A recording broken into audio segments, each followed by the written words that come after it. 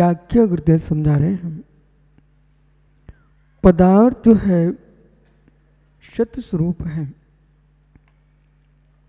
सत है, उत्पाद में ध्रुव से युक्त है। उत्पाद में ध्रुव से युक्त अनंत पर्यायों से समन्वित जो द्रव्य है वह एक रूप है, विश्वरूप है, प्रतिपक्षभूत है। संपूर्ण द्रव्य महासत्ता की दृष्टि से एकत्वभूत है। सामान्य संग्रह से पदार्थ एकात्मक है। उस सामान्य संग्रह जिसे ग्रहण कर रहा है वो महासत्ता की ओर इंगित कर रहा है कि जहां महासत्ता देख रही है सत्य को, उस सत्य को स्वीकारना चाहिए। और वो जो सत्य है, नित्य है, स्यात्, परिणामी है। परिणाम धर्म क्षणिक एकांत नहीं, परिणाम धर्म पर्याय का प्रमाण है। नाश उत्पाद, व्यय उत्पाद, ध्रुवत्व से युक्त जो है वही द्रव्य है। ध्रुव अपनी ध्रुवता का कहीं विनाश नहीं होने देता है। और जो ऐसे ध्रुव के ध्रुवत्व को समझ लेता है उस जीव को क्लेश समाप्त हो जाता है। पूर्व में आपने देखा द्रव्य की नित्यता में मोक्ष मार्ग की सिद्धि, ध्रुव की नित्यता में सांख्य का निरसन, ध्रुव की अनित्यता में मोक्ष मार्ग की सिद्धि। मित्र, सर्व ध्रुव जो है क्षणिक स्वभावी है। ध्रुव जो है क्षणिक स्वभावी है। ध्रुव जो है क्षणिक स्वभावी है। इस बात को जो नहीं जानता वह अज्ञानी पूर्ण आयु को नष्ट करके दुर्गति का पात्र होता है। ध्रुव अभाव स्वभावी भी है, ध्रुव क्षणिक स्वभावी है, ध्रुव अध्रुव स्वभावी है, ध्रुव अनित्य स्वभावी है। स्यात्, ध्रुव की ध्रुविता को जानता है, ध्रुव की क्षण भंगुरता को भी जानना चाहिए। और ध्रुव की क्षण भंगुरता को जो समझ लेता है वह अपने जीवन में सत्य का दर्शन कर लेता है। जो ध्रुव की क्षण भंगुरता को नहीं समझता वो मित्र कभी भी सत्य का दर्शन नहीं कर सकेगा। अब तटस्थ भाव से समझना है। चक्रेश भाई, ध्रुव की क्षण भंगुरता समझना चाहिए, ध्रुव की अध्रुवता समझना चाहिए, अध्रुव भावना का भी चिंतन करना चाहिए, अनित्य भावना का भी चिंतन करना चाहिए। हम जैनियों ने अनित्य भावना की व्याख्या की है, लेकिन बौद्धों की क्षणकम जैसी व्याख्या नहीं की। अनित्य भावना है, वस्तु अनित्य स्वभावी भी है। अनित्य स्वभाव का अभाव हो जाएगा, अनित्य स्वभाव का अभाव हो जाएगा मेरे मित्र, प्रध्वंसा भाव का अभाव हो जाएगा।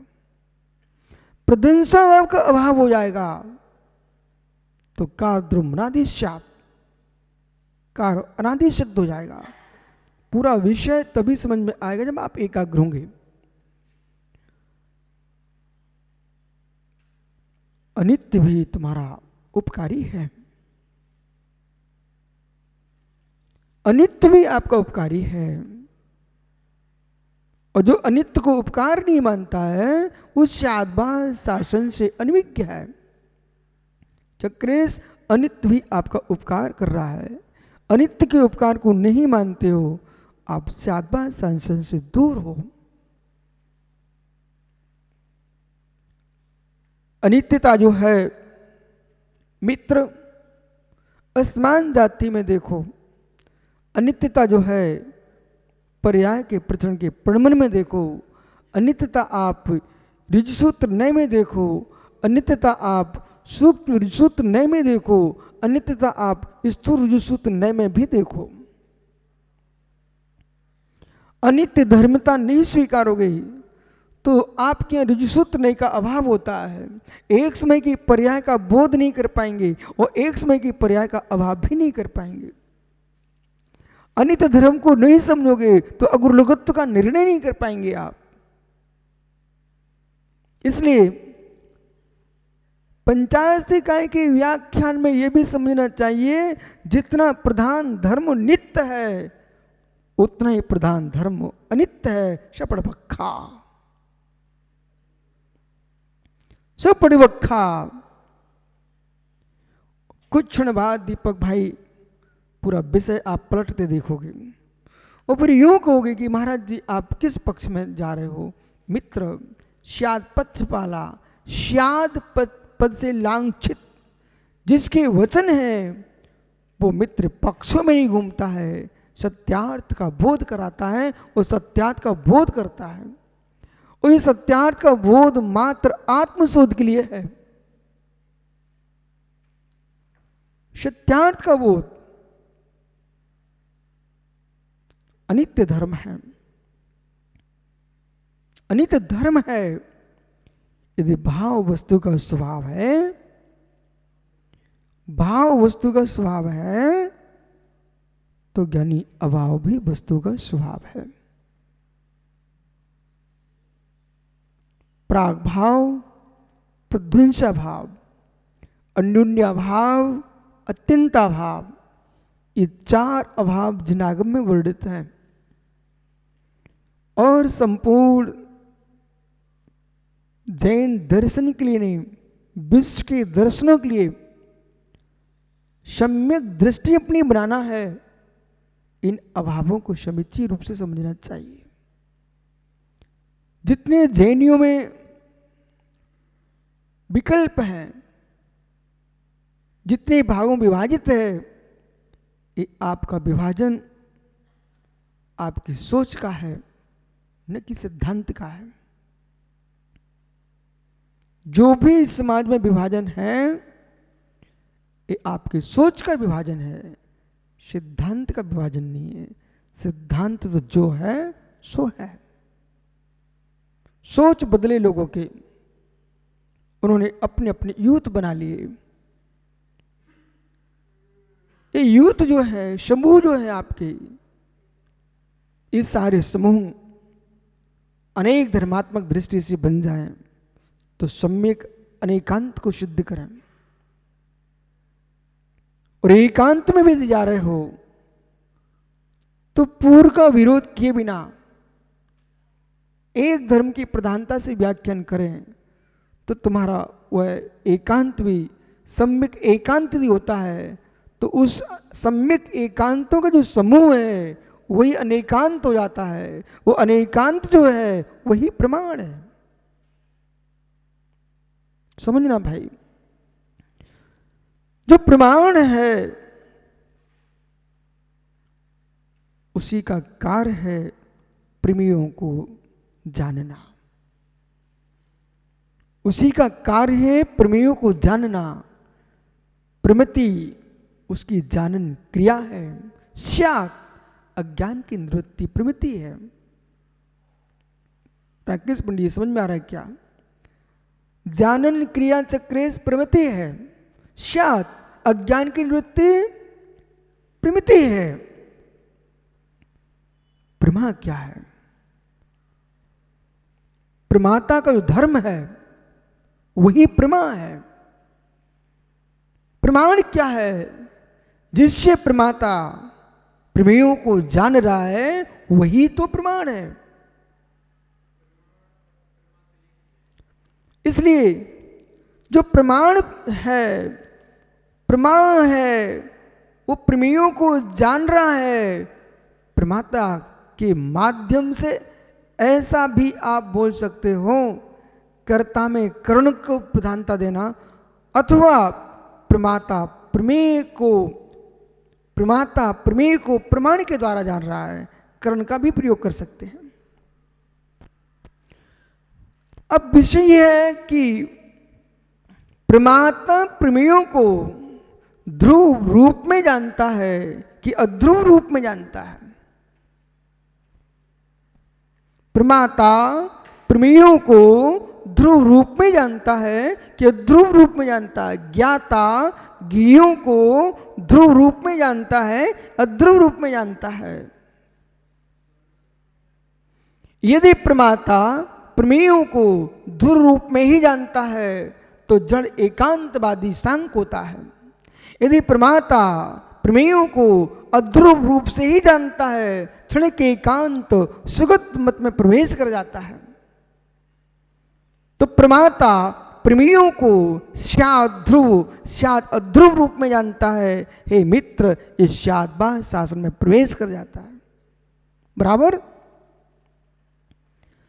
और स्याद शासन में प्रवेश करने के उपरांत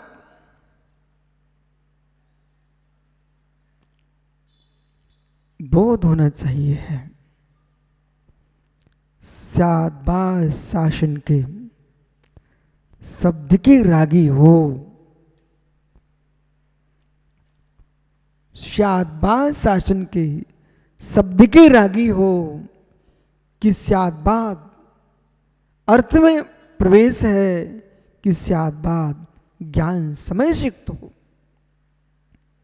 स्याद समय शास्त्र के ज्ञाता हो, कि स्याद अर्थशास्त्र के ज्ञाता हो, कि स्याद ज्ञान के ज्ञाता हो।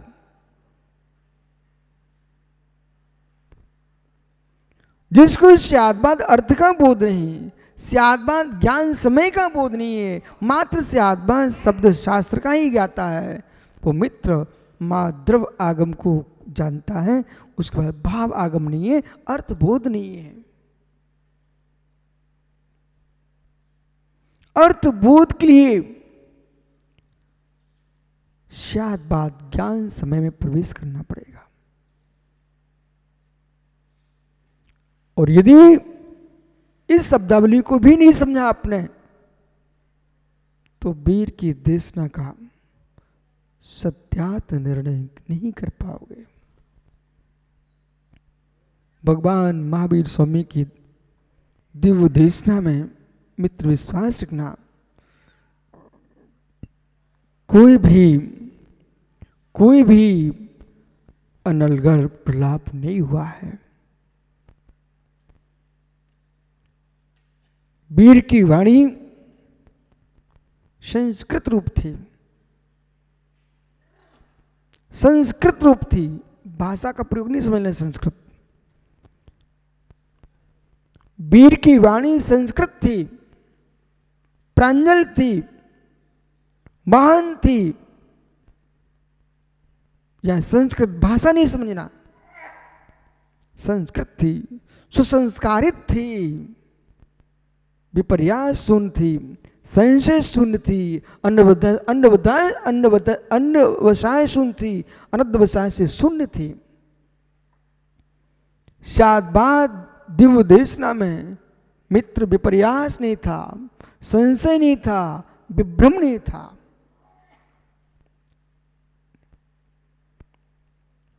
बोला भगवान ध्रुव को जानते हैं कि भगवान अध्रुव को जानते हैं। भगवान ने ध्रुव व्याख्यान किया है कि अध्रुव व्याख्यान किया है। इसलिए ध्रुव मात को कहने वाले मिथ्यावादी, अध्रुव मात को कहने वाले मिथ्यावादी, ध्रुव मात को कहने वाले मिथ्यावादी, अध्रुववाद को कहने वाले मिथ्यावादी, ध्रुववादी शांक थे, अध्रुववादी सुगत हैं, बौद्ध नाश नाश ही मान लिया तो भी अर्थिक्रिया करते भाव होता है, और नित्य नित्य ही मान लिया अर्थक्रिया कर आपका अभाव होता है। यानी अध्रुव को भी ध्रुव देखिए, ध्रुव को भी ध्रुव देखिए। आठवीं गाथा जब से प्रारंभ हुई है, आप लोग सन्न सन्न क्यों घूमते रहते मित्र, थोड़ा समझो ना। अध्रुव को भी पीयूष, अध्रुव को भी ध्रुव देखना सीखो, और ध्रुव को भी ध्रुव देखना सीखो।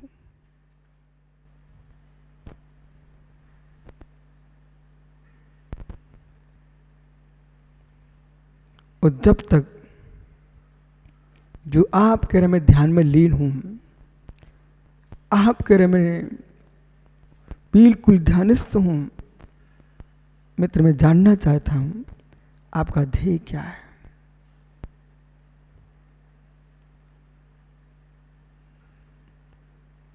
मैं किसी की माला के पहनने का निषेध करने वाला नहीं हूं, मैं किसी की सम्यक अनुष्ठान क्रिया का निषेध करने वाला नहीं हूं। मात्र मैं ये आपको कहना चाह रहा हूं कि आप का ध्येय क्या है, और ध्येय का पता नहीं है, विश्वास रखना अंधकार में ही हो। लगता ऐसा है कि दीपक मैं बहुत दिन से धर्म कर रहा हूं, पर ध्येय का बोध नहीं है, अंधकार में ही है। जैसे सामान्य जीव अपने अन्य क्रियाओं में लिप्त हैं, आप एक धार्मिक हैं, धर्म क्रिया में लिप्त हैं, लेकिन ध्येय का ध्येय नहीं है आपका। एक नया शब्द का प्रयोग आपके सामने, ध्येय का ध्येय नहीं है आपका। ध्येय पर ध्येय नहीं है तो क्या जीवन जियोगे समत्व सागर साधना का।